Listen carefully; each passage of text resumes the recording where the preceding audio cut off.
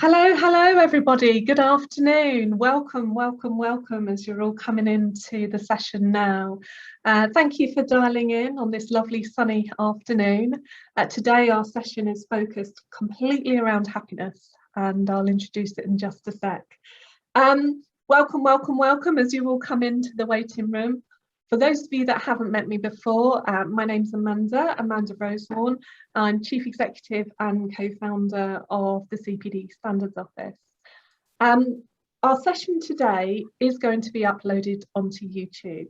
And so if you are happy to be visible on camera and potentially on YouTube in the future, then please do keep your camera on. If you'd prefer not to be featured in our webinar series online, then do switch your camera off. And if you're not sure how to do that, you just hover over your face or and click stop video in the participant view, or hit the stop video on the bottom left.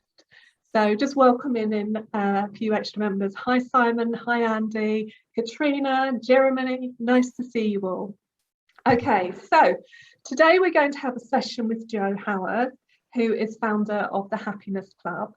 We're going to run it as an overall webinar session, but if you would like to post questions, comments and observations in the chat, then Jo may pick up one or two of those as she's working through.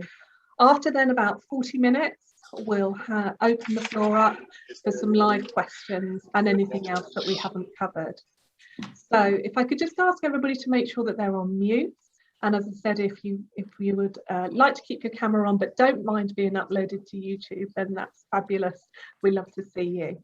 So, Jo, a genius where happiness is concerned. Tell us, enlighten us on how we can be more positive and mindful and enlightened in our living. The space and the floor is yours. Thank you very much, Amanda, and beautiful working in of the word genius. Amanda asked me before we went live how I would like her to introduce me, and I said just say genius. I was obviously joking, but she still wove it in. That's a professional for you. Good afternoon, everybody. My name is Jo Howarth. I run a company called the Happiness Club, and I teach people how to look after their mental health and emotional well-being. By trade, I'm an advanced hypnotherapist and a mindfulness practitioner, so I use a blend of those practices in everything that I do, all the teaching that I do. The Happiness Club is a membership club where the members receive daily strategies, daily support, monthly webinars, and 24/7 access to qualified therapists to help them learn how to look after their own mental health and emotional well-being. We also run resilience training workshops and webinars for businesses of all shapes and sizes.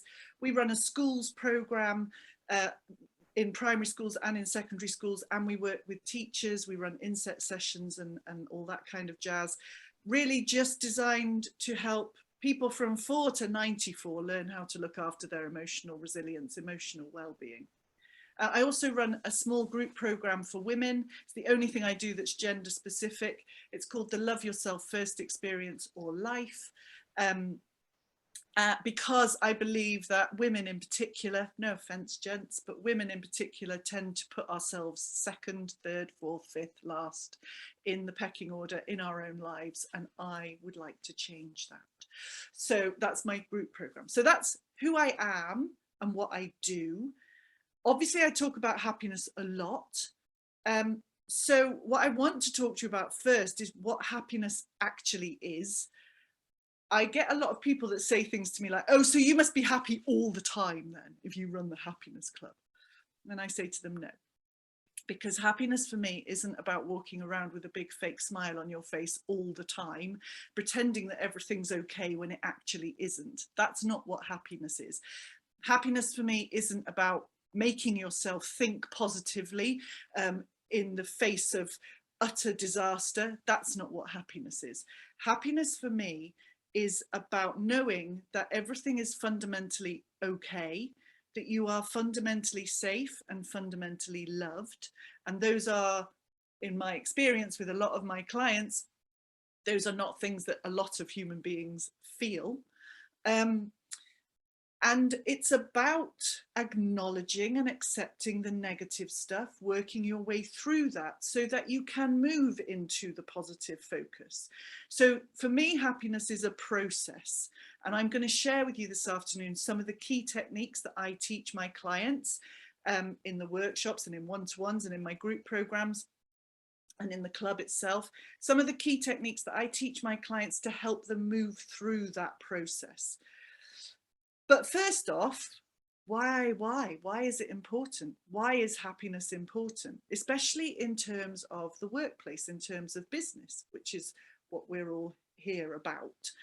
And again, for me, happiness is vital. If you are happy in your life, that has an absolute knock-on effect to your productivity, to your effectiveness at work. If you have a happy workforce, you have a workforce that are better problem solvers, better decision makers, more creative, more motivated, less ill, more resilient.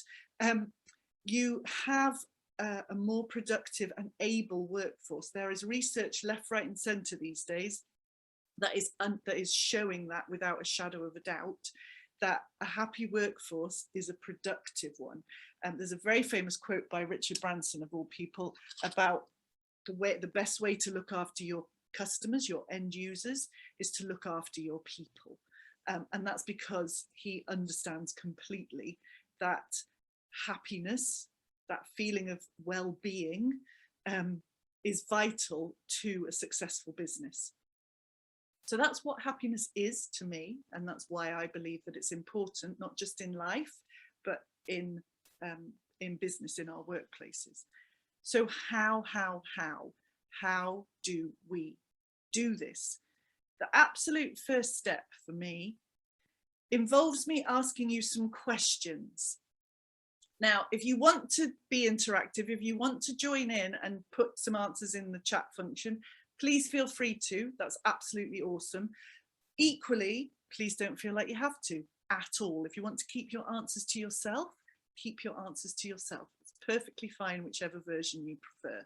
But I'm going to ask you some questions. And what I'm going to ask you to do after each question is just jot down for yourself or in the chat function the first answers that come into your head. What kind of naturally flows into your head as soon as you hear me ask the question. Okay, so the first question that I'm going to ask you is, who makes you feel angry in your life? Who makes you feel angry in your life? Just notice the names of the people that flow into your mind when I ask you that question. If you want to share, share. If you don't.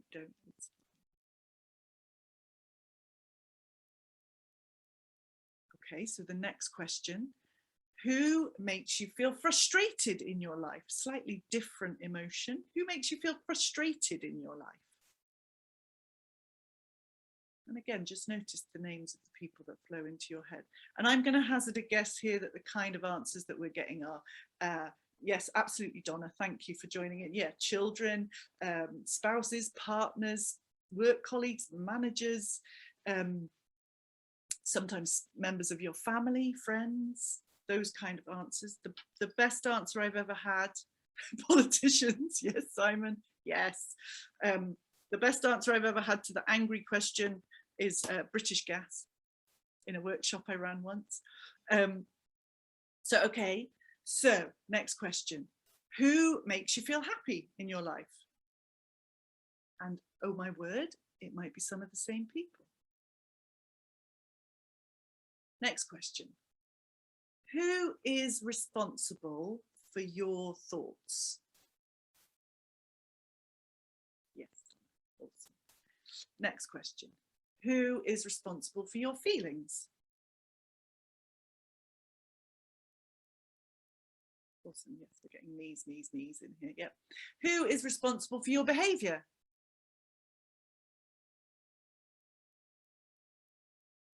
We're getting the gist of this, we're getting in a rhythm here, okay. Who is responsible for you? Brilliant, okay. So I can see from the chat function that you all got the point of those last few questions. Who is responsible for my thoughts? The answer to all those last 4 questions is me. Not me, obviously, you. We understand as human beings that we are responsible for ourselves. We understand it logically. So if we understand that we are responsible for ourselves, let's go back to that first question. Who makes you feel angry in your life? You do. Who makes you feel frustrated in your life? You do. Who makes you feel happy in your life? You do. Who makes you feel sad in your life? You do. Who makes you feel relaxed in your life? You do. Who makes you feel anything in your life? You do. You are the only person that can make you think, feel, or do anything. Other people can absolutely do or say something that triggers an automatic learned conditioned response in here that makes you think, feel, and do before you even realize you've thought, felt, and done. Other people can trigger that in you, but you absolutely have the power to override that automatic response. And I teach people how to do that. I teach people how to become more consciously aware of what's going on in here so that they can, as Simon very rightly says, so they can choose how to respond, so that they can choose and take responsibility for that response, whether that response is by saying something, feeling something, or doing something. And when I first came across this concept that I was responsible for myself, just over 20 years ago, when I first went into therapy, it was a completely alien concept to me. And I struggled with it massively, because what I used to do was blame everybody and everything else for the way that my life was. So I blamed people from my childhood. I blamed parents and step-parents and grandparents and uncles and aunts and teachers. And then as I got older, I blamed boyfriends and ex-boyfriends and bosses and managers and colleagues and other members of my family. And when I caught onto the concept a bit, then I started blaming myself. And here's the thing. It's not about blame. Blame and responsibility are completely different things. When you blame someone or something else for the way that your life is, what you're doing is handing the power over your life over to somebody else. Blame is utterly disempowering. Taking responsibility is the most empowering and liberating thing you will ever do for yourself. Understanding that you actually have the power and the ability to release things you don't want to hold on to anymore, to choose the way you think, to prefer how you feel and work towards that. When you realize that all of that is within your power and that you can take responsibility for all of that, it's not always pretty and it's not always easy, but it's always possible. And for me, that is the most liberating and empowering thing that I've ever learned in my life. And something that I'm continuously learning, and I believe all of us are continuously learning. So for me, the first step on that path of happiness, and not a path to happiness, a path of happiness, because again, for me, happiness isn't an end destination. It isn't somewhere we're all trying to get to and then that's it. The happiness is in the path, is in every moment of that path. And it's possible to experience happiness in every moment of that path.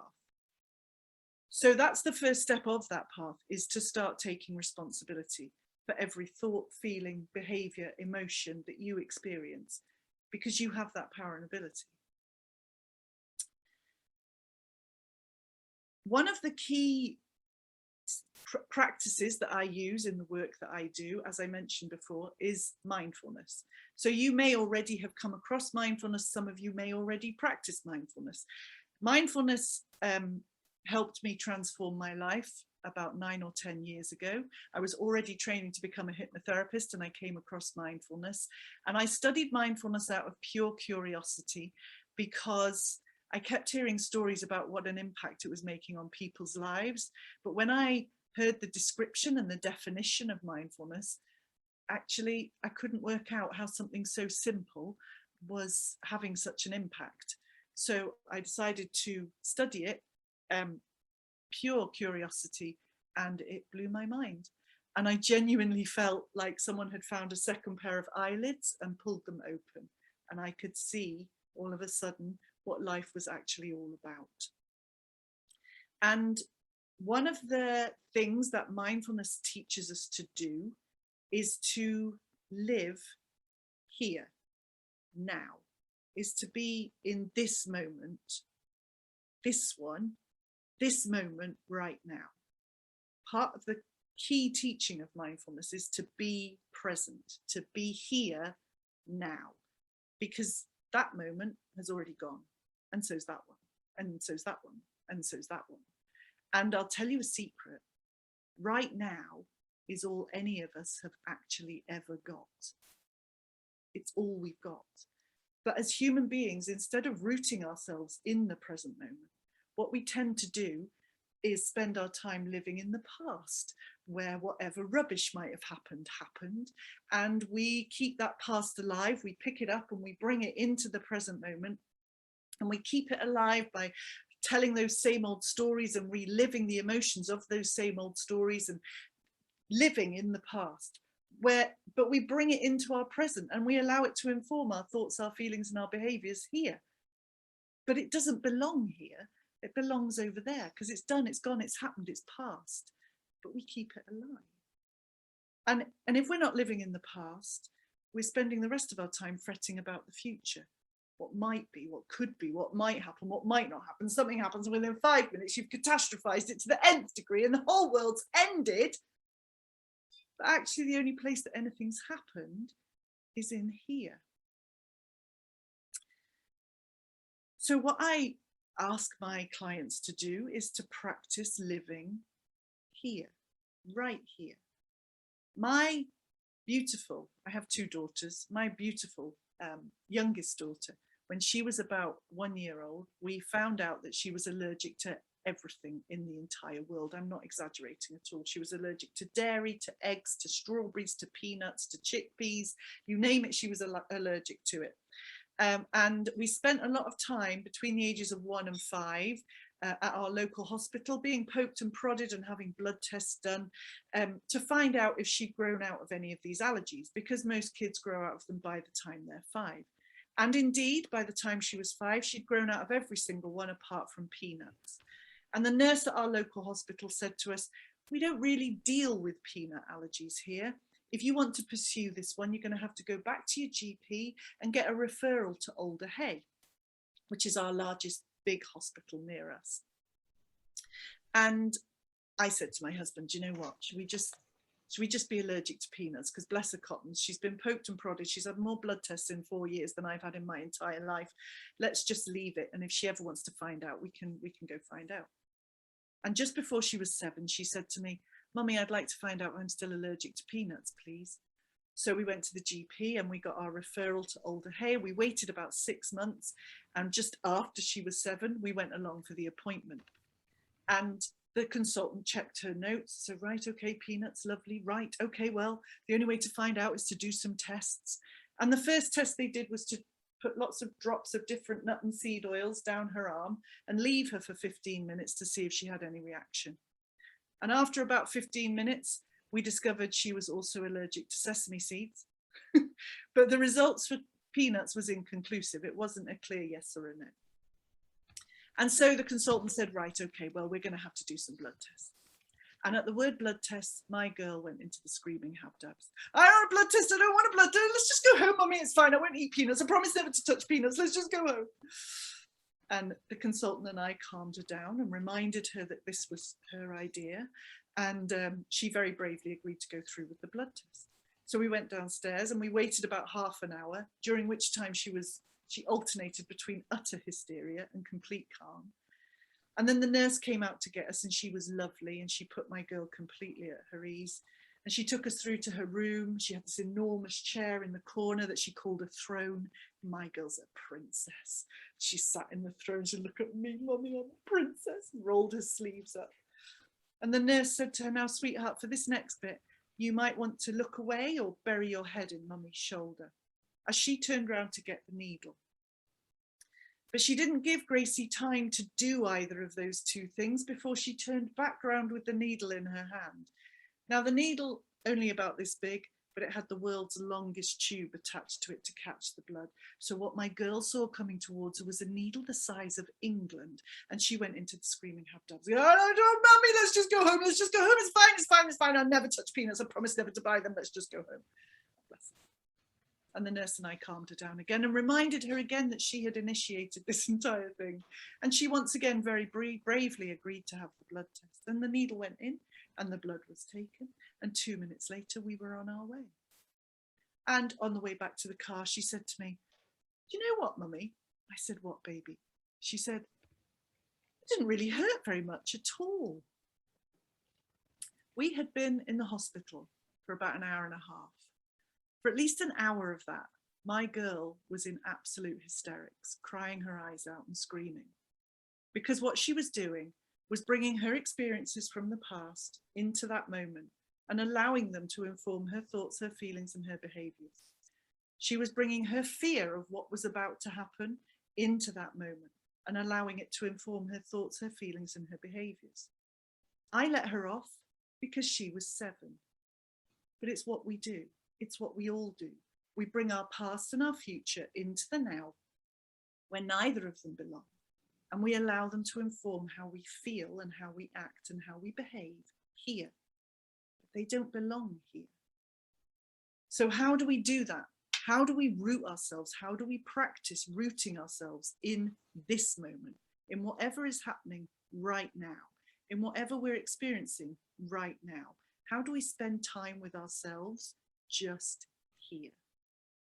In a moment, I am going to set a timer on my phone for 1 minute. I'm going to ask you to close your eyes, make yourself comfy in your seat, and close your eyes for that 1 minute. And for that time, I'm going to ask you to simply focus all of your attention on every breath in and every breath out. Every breath in is a moment in time. Every breath out is a moment in time. There is nothing more in the now than your breath.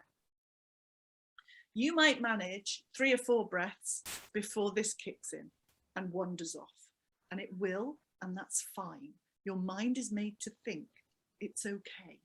So you'll manage 3 or 4 breaths, and then your mind will wander off with all the things that you've got to do later and you haven't done yet this morning and you're going to do tonight, and maybe you're thinking about the weekend and blah, blah, blah, and that conversation you have with the blah, blah, blah, blah, blah. When you notice that your mind has wandered off, just gently bring it back to your breath. And it'll wander off again, and just gently bring it back to your breath. Just for 1 minute. So make yourself comfy in your seat. Close your eyes for me. And your 1 minute starts now.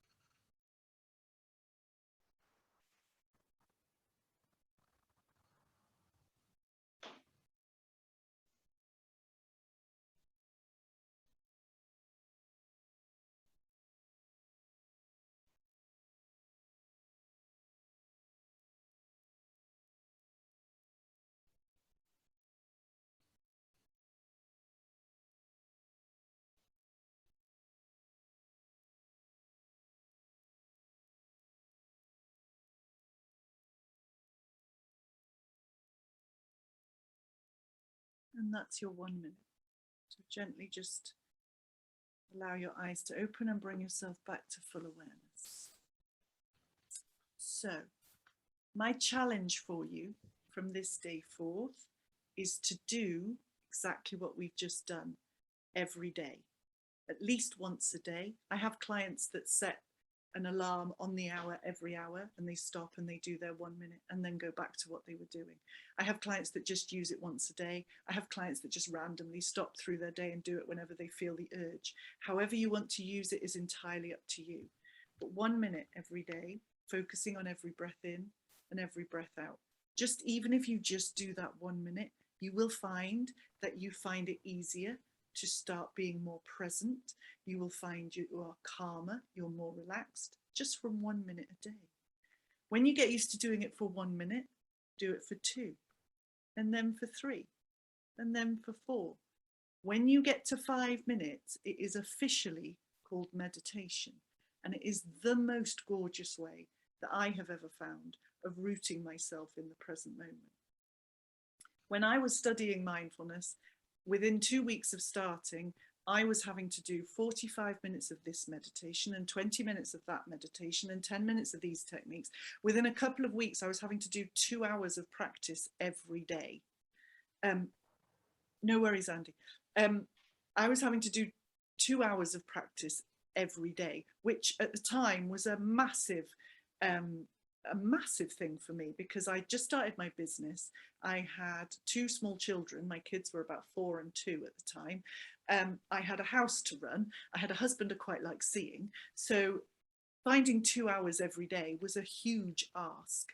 But I stuck with it because I had a double reason. I knew it was going to benefit me personally and also professionally. But I know if I said to you, go home and meditate for 45 minutes every day, whilst it would be the best thing you could ever do for yourself, probably not even half of you would try it. And those that did try it might last a week or so, because 45 minutes is actually a really long time because we're busy. But everybody's got 1 minute. So start there and build up. I promise you will feel the benefits. So we're going to start by taking responsibility, and we're going to start practicing rooting ourselves in the present moment, in this moment here. What we also want to do is not ignore the negative stuff. So as human beings, when we experience an emotion that we don't want to feel, that doesn't feel very nice, we do one of 3 typical reactions. We either go, la, la, la, I can't see you, or hear you, or feel you, la, la, la, I'm fine, I'm ignoring you, right? We either ignore it, or we run away from it, or we push against it and say, no, I don't want to feel you. No, we do one of those 3. And what we do in one of those 3 reactions, what we're not doing is allowing that emotion to do its job.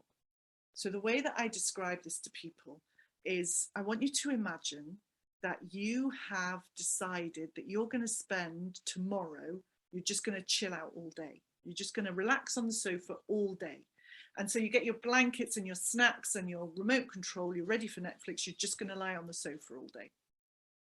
And after you've been lying there for about an hour, the postman comes to the door with a parcel for you.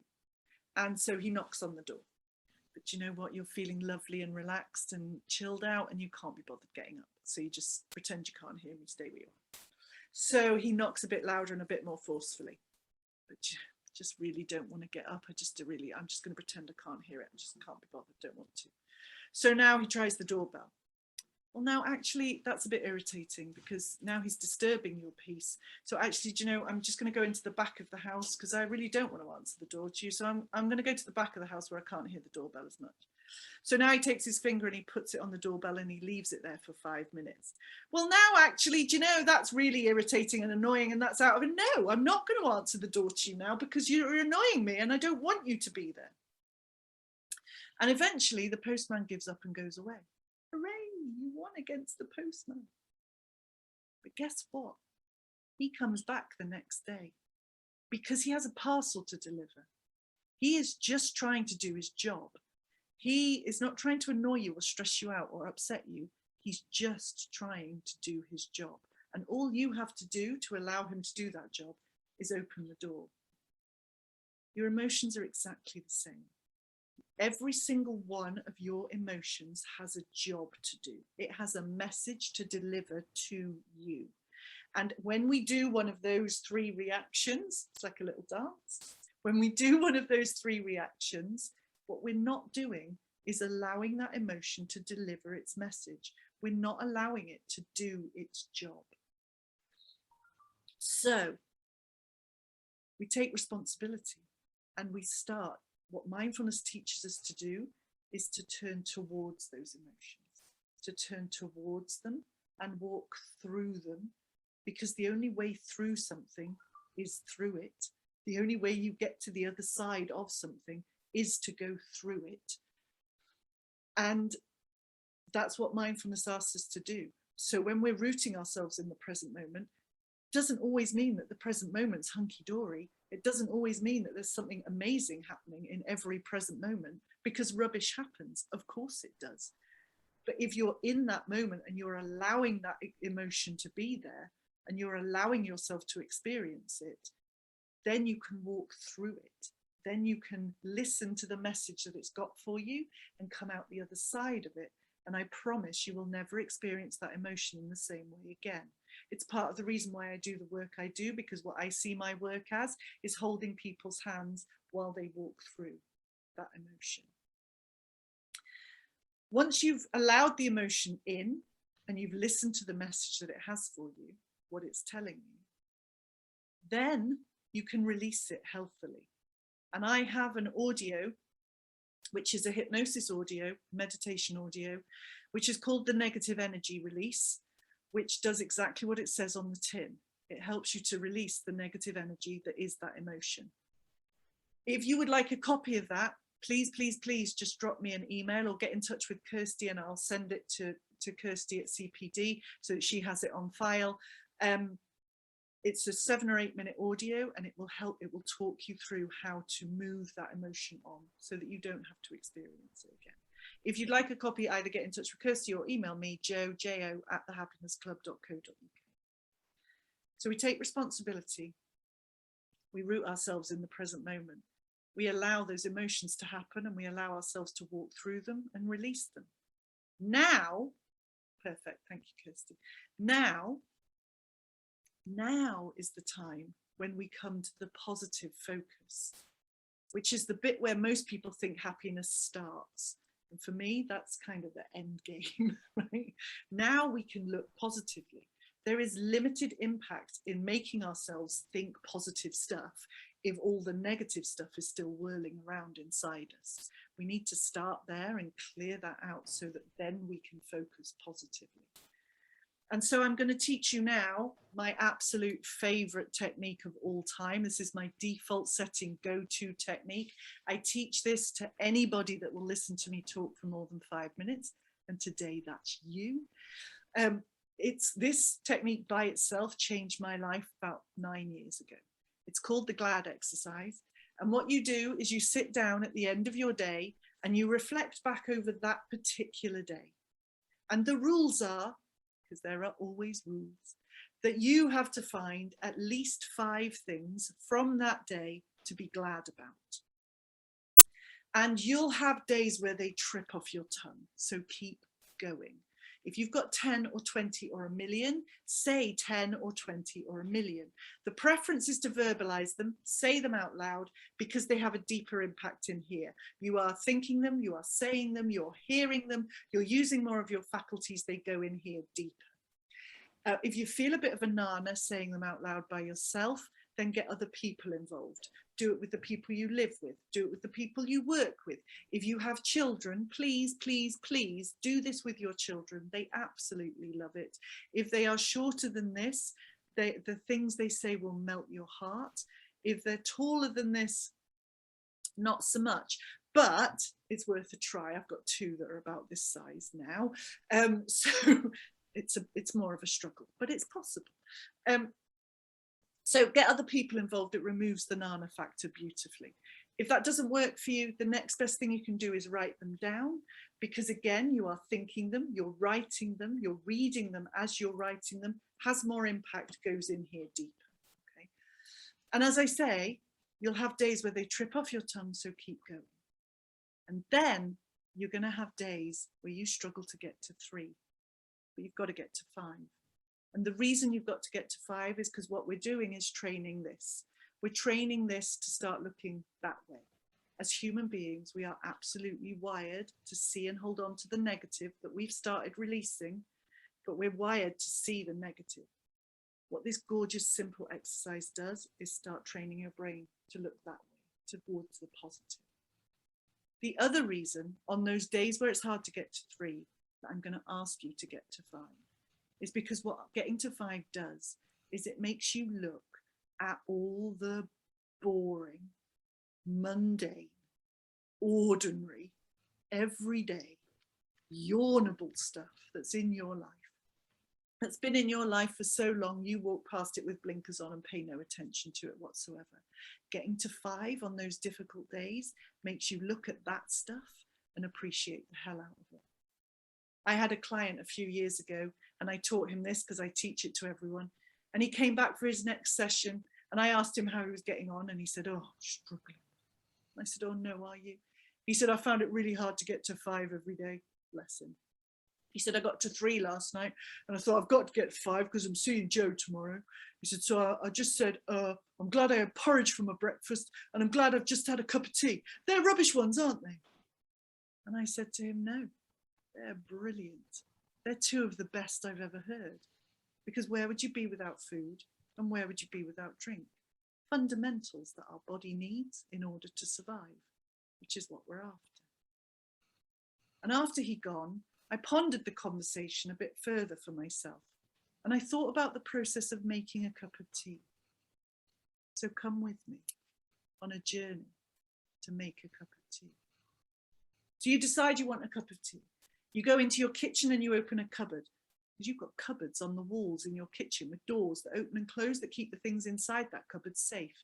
You open the cupboard and you take out a mug that someone else has made with their skill and talent and ability and sold to a shop that you've gone in with the money that you earn, doing whatever it is you do, and decided you like that mug enough to buy it and bring it home and put it in your cupboard with the door that opens and closes to keep it safe. You take that mug out and you put it on the side.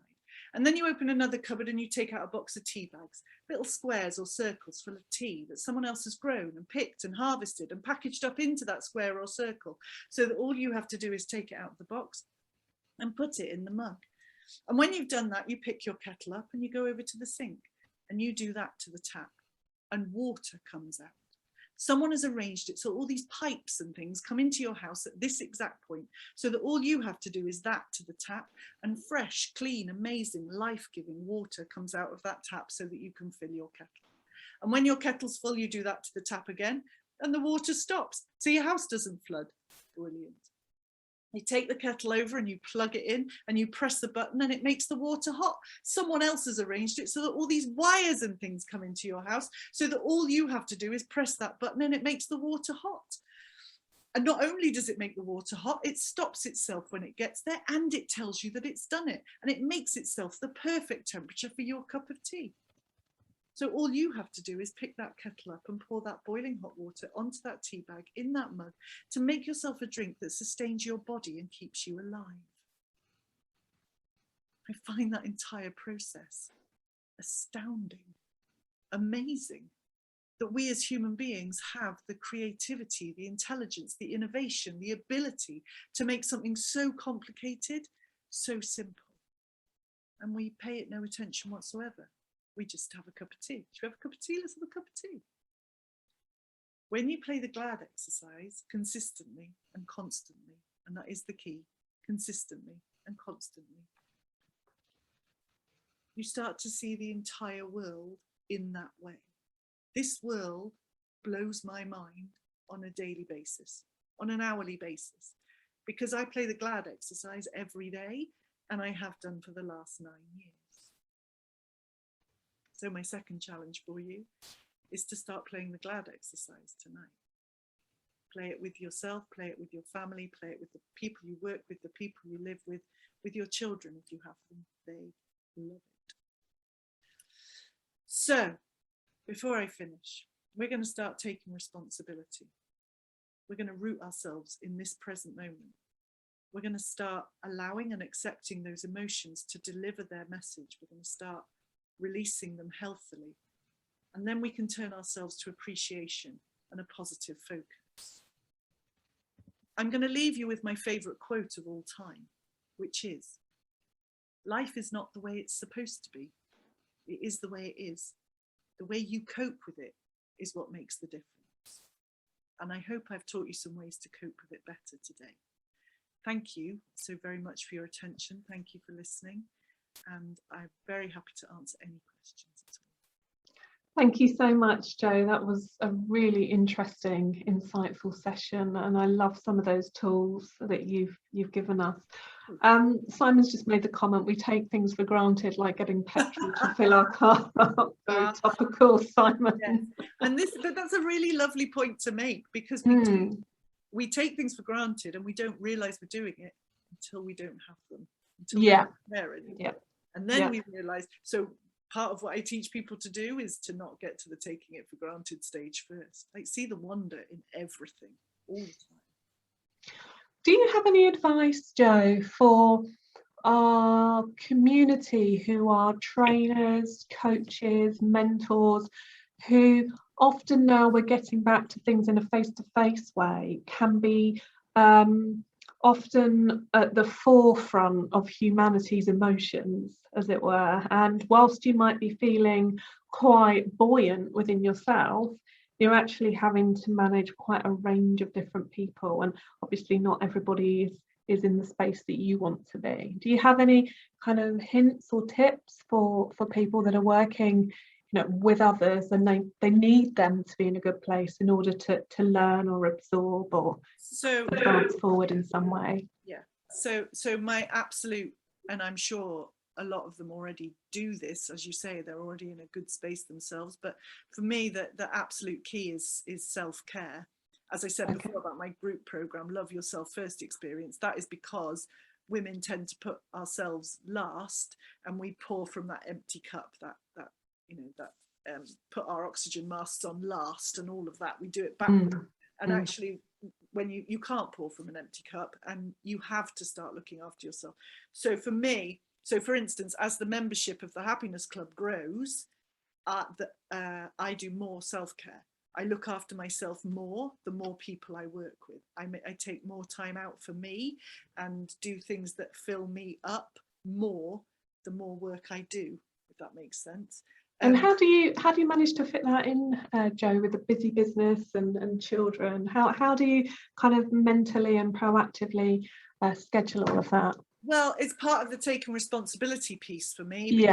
It's about prioritizing it. It is about prioritizing it. I get up earlier than the rest of my family, and I spend time doing the things that I know set me up for the day. And then I will stop at regular intervals throughout my day and do things like the 1 minute of breathing, a 5-minute meditation, whatever it is that works for you. I'll sit and just purposely practice appreciation at my desk, whatever, something that I know is going to fill me, so that then I'm better able to go out and share what I need to share with to share it with. It is for me, I'm very much into energy as well, so I energetically protect myself every day. I put a bubble of protection around myself every morning, so that again I can, because as a therapist I do, I'm not a coach, I'm a therapist, so I do deal with people who are in some really difficult circumstances, experiencing some really difficult emotions, and I don't, that's their stuff. I'm very happy to help them, but it's not mine. This is part of the responsibility and putting your boundaries in place, knowing what your boundaries are for you as a person and sticking to them and being as rigid as you can with them. Okay, so just wanted to just leave a space if anybody has got any questions or observations that they'd like to share with Jo. Oh, here we go. Here, so Donna says, I find it challenging when talking or trying to teach my children not to say things like, it makes me angry when you do that, that makes me sad.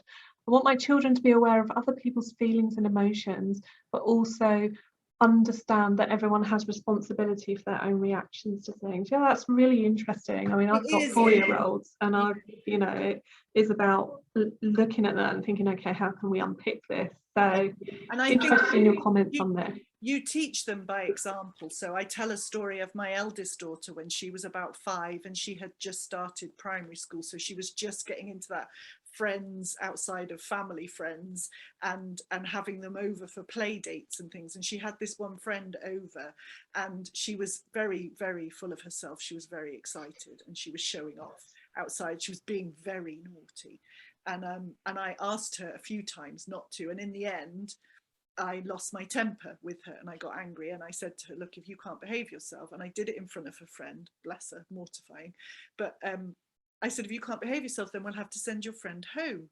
And anyway, she reined her behaviour in, and brilliant. And the friend went home later on, and I was sitting on the sofa, and my beautiful girl came in, nuzzled next to me, came in for a hug, and said to me, I'm sorry I made you angry, Mummy. And I said, oh, my darling, you didn't make me angry at all. I made me angry. You were misbehaving, and you were naughty, and your behaviour wasn't how it needed to be. But you didn't make me angry. I made me angry.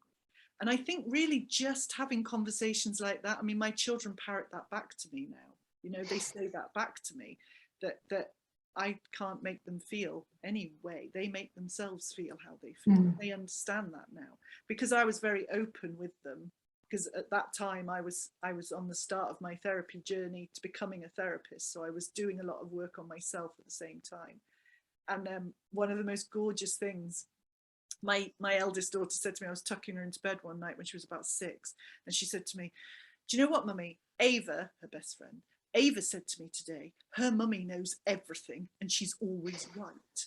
And I said, wow, does she, and is she? And she said, yeah. She said, I said to Ava, my mummy's still learning.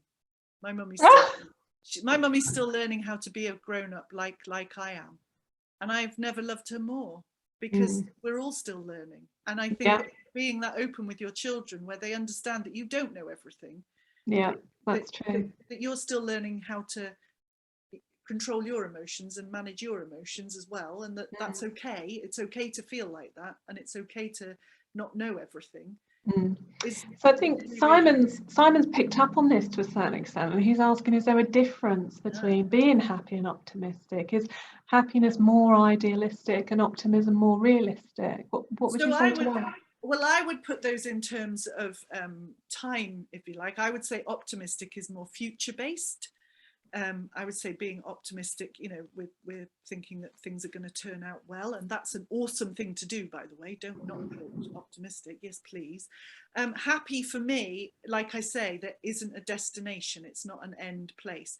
Happiness is possible in every moment of every day, and it's not about not feeling sad. That sounds backwards. It's about knowing that it's okay, like I've just said, it's okay to experience all of those emotions, that you're okay anyway, and that it's all part of the process. That for me is what happy is, having that fundamental security, if you like, inside you, that baseline. Whereas optimism for me is more about future pacing. Yeah. Okay, just a question really from me, Jo. You know, a lot of our community here are avid thirst quenchers of their own CPD, and I just wonder, is there any books or TED Talks or resources that have inspired you that you would recommend others to get a copy of and will think about them themselves? Oh my goodness, how long have you got? Yes, my favourite books are The Power of Now by Eckhart Tolle, Ask and It Is Given by Esther and Jerry Hicks. And he said Jeremy then. Esther and Jerry Hicks. The mindfulness book, Mindfulness, Finding Peace in a Frantic World, which is like the Bible of mindfulness, is a really good read. And it takes you on the mindfulness sort of 8-week course through the book. So it's a really lovely one. Well, thank you for those. We'll put those in the follow-up emails as suggested reads from Jo. Okay, I'm going to bring the session to a close now, and thank you so much for joining us this afternoon and sharing in, you know, what is such an important piece in our lives. In fact, probably the most important piece in our lives, making sure that we, you know, take every day for what it is and kind of give thanks for it. So we really appreciate your time, and also thank you to everybody else for dialing in and sharing this time and space with us. So we'll look forward to seeing you all again soon for another CPD Standard session. And once again, thank you, Jo, for your contribution today. Thank you so much for having me. Pleasure. Okay, everybody, take care, and we'll look forward to seeing you again soon. Bye-bye.